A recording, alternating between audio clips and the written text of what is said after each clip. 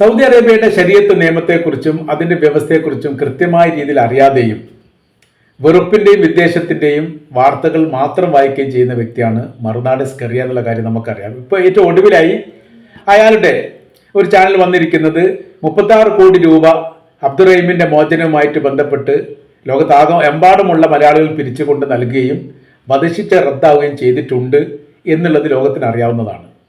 അപ്പോൾ അതിനെ മറച്ചു വെച്ചുകൊണ്ട് മറ്റൊരാളുടെ വ്യാജമായ രീതിയിൽ ഒരാളെ കൊണ്ട് വോയിസ് അയപ്പിച്ചുകൊണ്ട് അയാൾ ഇപ്പോൾ റിപ്പോർട്ടാക്കി പുറത്തു വിട്ടിരിക്കുന്ന കാര്യം ആ പണം ബന്ധുക്കൾക്ക് ലഭിച്ചിട്ടില്ല എന്നതുകൊണ്ടാണ് 20 വർഷത്തെ ശിക്ഷ അനുഭവിക്കേണ്ടി വരുന്നത് എന്ന തരത്തിൽ ഒരു റിപ്പോർട്ടാണ് ഇപ്പോൾ തയ്യാറാക്കിയത്.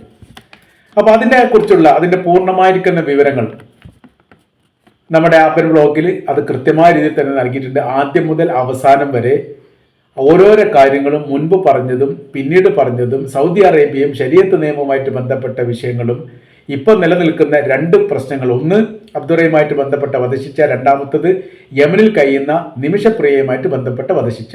36 കോടി രൂപ കൊടുത്തു, 8 കോടി രൂപ നിമിഷപ്രിയക്ക് നൽകിയാൽ രക്ഷപ്പെടും എന്നൊക്കെ പറയുന്നു. അതുമായിട്ട് ബന്ധപ്പെട്ട് ഒരിക്കലും ലോജിക്കില്ലാത്ത കുറേ കാര്യങ്ങളാണ് ഇദ്ദേഹം വിളമ്പുന്നത്.